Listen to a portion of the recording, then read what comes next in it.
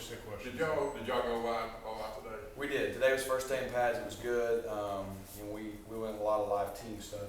We did plenty that wasn't live as well, but it was good. And I don't know how many plays we got. I'm going to guess around between probably 30 and 45 at least, maybe more. So it wasn't a scrimmage? It wasn't a scrimmage, no. We just played, we had a regular practice. At the end of practice, we put down some team stuff, some situational, some 1st and 10, some move the ball, and that's when we kind of went live. But with 7-on-7, all that was just good normal practice. Is this the first time you can really kind of get a good look at the running back since it's? Yeah, yes. Peyton and Rock are guys that we're familiar with. You look at Peyton now; he's starting his 3rd year with us, coming off a redshirt year in last year. And then you got Rock starting his 2nd year. I think Rock's gained about 10 or 12 pounds, so he's looking a lot thicker and looks just as quick and fast. So it was good to get a feel for those two guys. And then other than a little bit in bowl practice, same for Javon. And so that's something that will be interesting to see all spring how those three do. And until you get live bullets, are they going to hold on the ball? How they are, making guys miss, protections. That's what really matters. And so today was probably our first good eval of them. With Rock, we didn't get to see him after that fumble in the Iron Bowl. How did he handle that, having to be on the bench after playing so much there late? And how do you think he's going to approach this spring, knowing that there's a live active battle for that starting job? I think he handled it fine. Rock was not benched because we didn't trust him or believe in him. It really bothered him, obviously, when he did that the first play. He felt like he let the team down. So we just didn't feel like at that point, mentally, we needed to put him right back in. And then just the way the game went, he never went back in.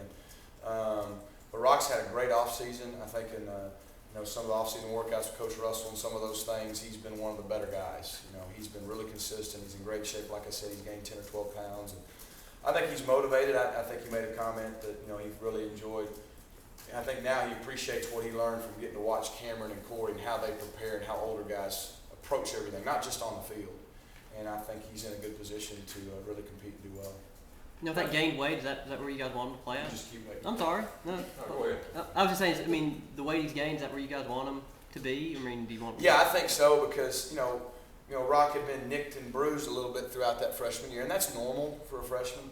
But he was at 190, which isn't a bad weight, but being able to put 10 pounds on or so, and it's good lean mass, and he looks as quick and as fast, if not faster. So as long as he doesn't lose his quickness and speed, then obviously that'll help him because, in our league, he's going to take more hits probably this year than he did last year, and it'll also help him in pass protection. Jeremy got the first snap in the first 10, sorry. Who got the first snap running back wins for you guys? I honestly couldn't tell you. We're rotating those three. I'll be able to look at film.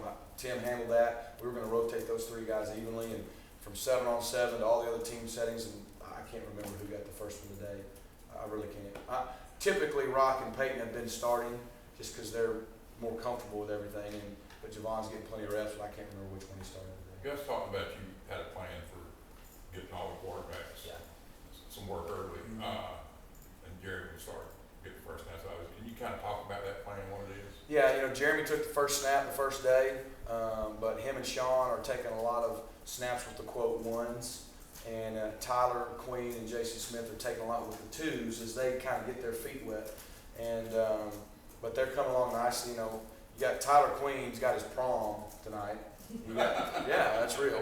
And you got Jason Smith just got here, a month or two ago too. So it's brand new to those guys. So overall, I'm really pleased with how they're picking things up. I think they're able to go out and at least execute the plays. Maybe not always to the best of their ability or how we want, but they're able to function, which is good 3 days in because they're having to install at Jeremy and Sean's pace. Guys that know the base offense, they're having to install at that pace. We're not slowing it down for them.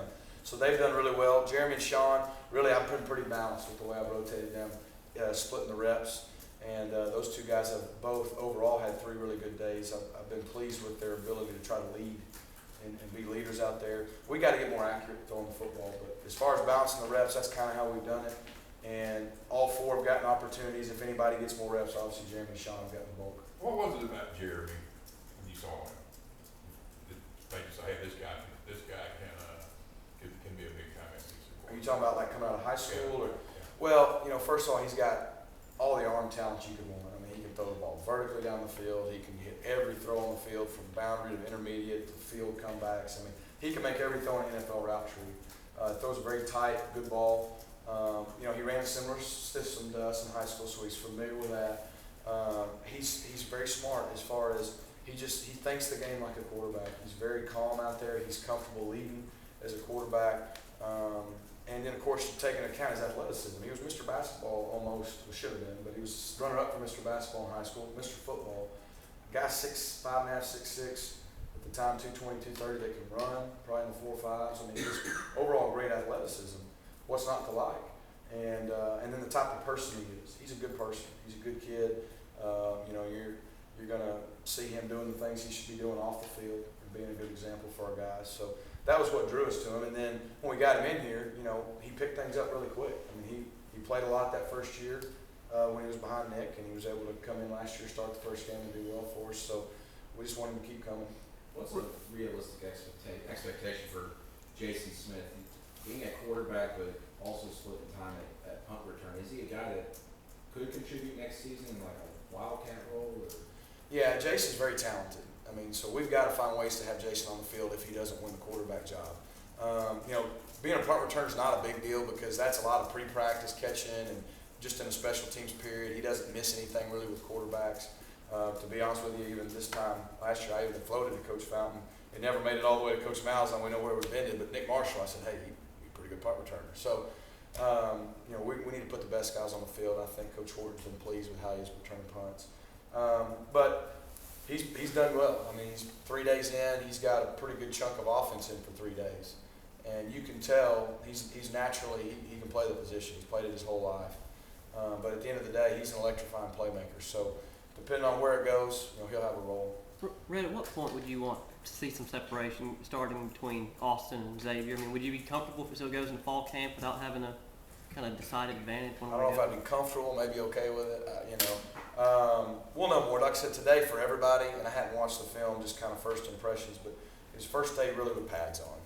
So as Coach Grimes says, they've been playing in underwear for 2 days. Just put helmets on. So, you know, they've both done well. Xavier's been more consistent with his snaps. That's been the biggest thing for him. And, you know, he's been in a year. Austin's made a really good transition. You look at the young man's played tackle his whole life, but he's very smart. He's a big kid, and they've both done some good things. I've seen the film, and hopefully by the end of spring we have at least a good idea of the direction. Whether or not we name somebody, I don't know, but that's going to be good competition throughout spring. What do you think it means for the quarterbacks to have Duke, you know, somebody who's kind of an established number one guy, since there's so many moving parts around them? I think, I know if I was a quarterback, I'd like to have somebody like that to throw to. And, you know, so obviously he's a guy that when he's covered, he's open. And so it doesn't matter who you are, that's a good safety net and safety blanket. So, yeah, I think it's always a plus. If you, just first 3 practices had to pick a few players as most improved, whether they're freshmen or returning starters, who would it be? Ooh. You know, one thing that is really important to us is our H-back position. 2 years ago, we had Jay Prosh. He was the best in the country. Last year, you know, Brandon Foltz did a good job. Wasn't necessarily his natural fit, but he did a good job for CJ at times. You know, we lost those guys.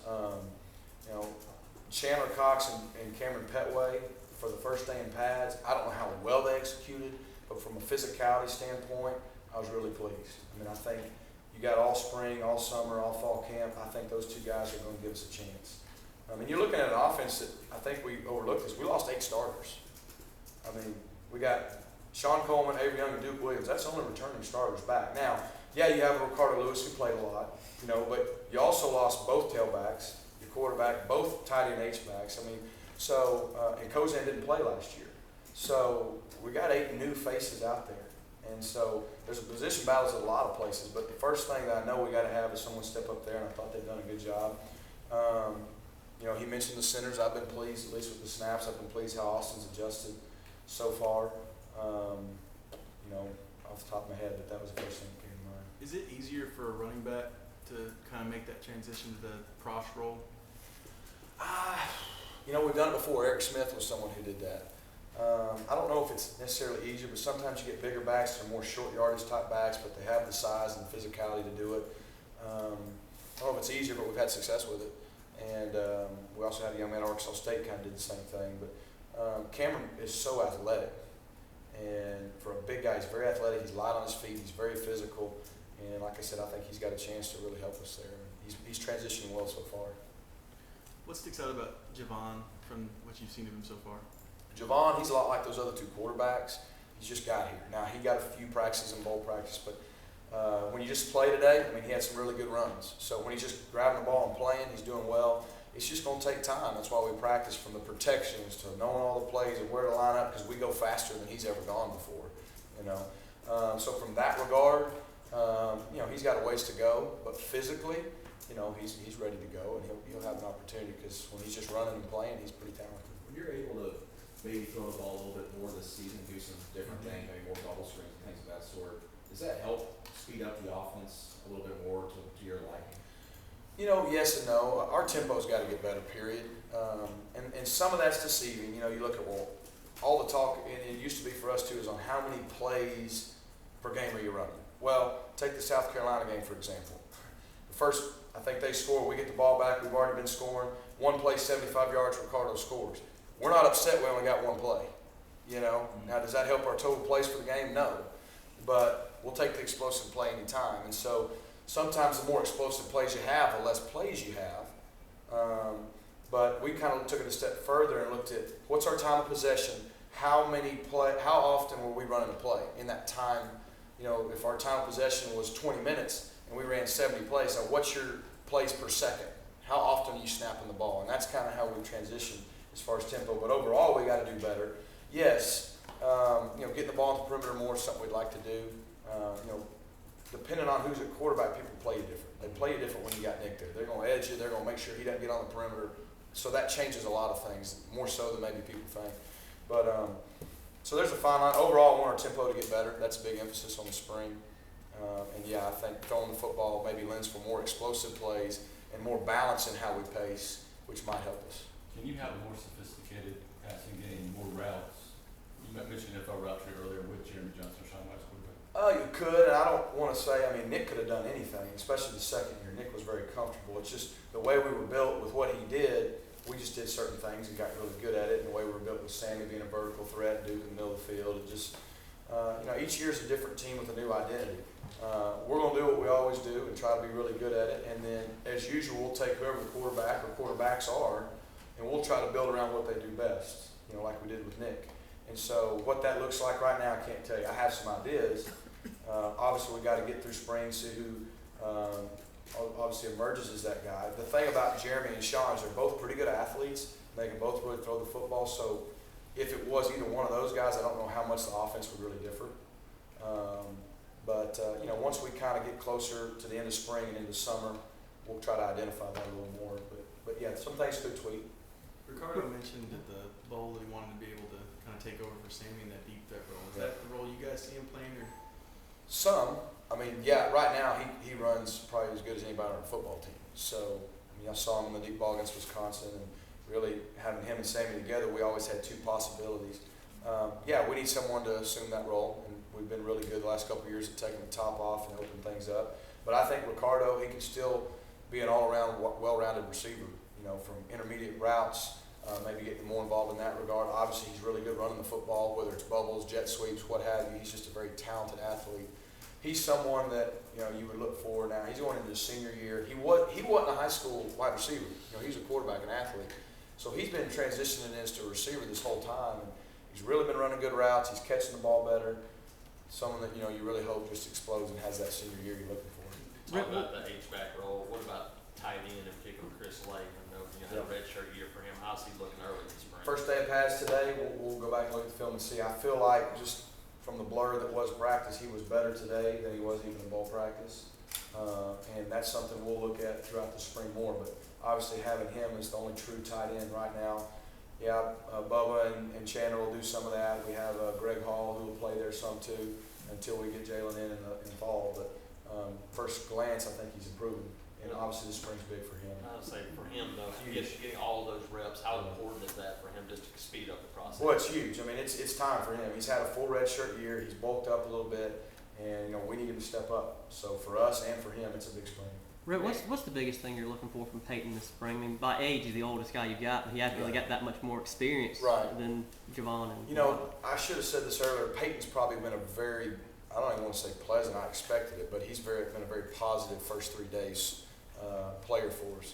Peyton, he's a talented runner. We know that.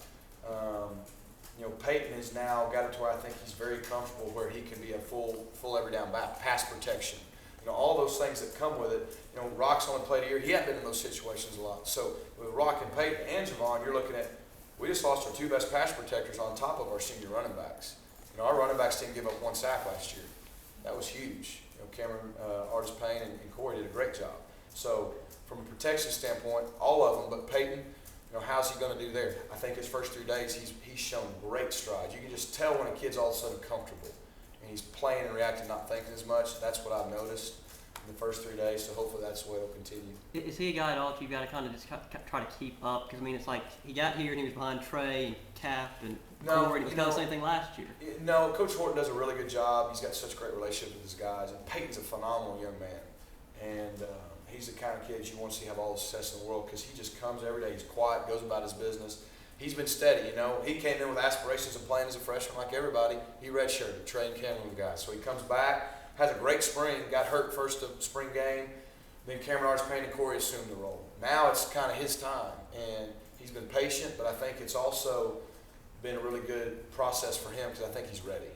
And, of course, we need him to be ready. But he's had a good first 3 days. What have you seen from Will's defense and how's it different? I think the biggest thing is the way they fly around, Coverages are coverages, plays are plays. I know we're going to be very aggressive, but just the way they fly around, the little things they do, he's holding to a very high standard. I know they're going to be tough. I know they're going to play fast. I know they can play hard. And I can just tell there's a little pep in their step. Those guys they're coming to practice hard every day, and that's exciting for us for two reasons. One, I think that gives us a chance to be pretty good on defense, and two, it makes us better in practice. So. How close are you expecting this running back battle to be, and how long do you think it can stretch out? Typically running back battle, it's not one of those things we rush. Even 2 years ago with Trey, 4 or 5 games in, it was pretty balanced. Last year we had an idea, but Cameron kind of took it and ran with it, and then we used Rock and Corey in places.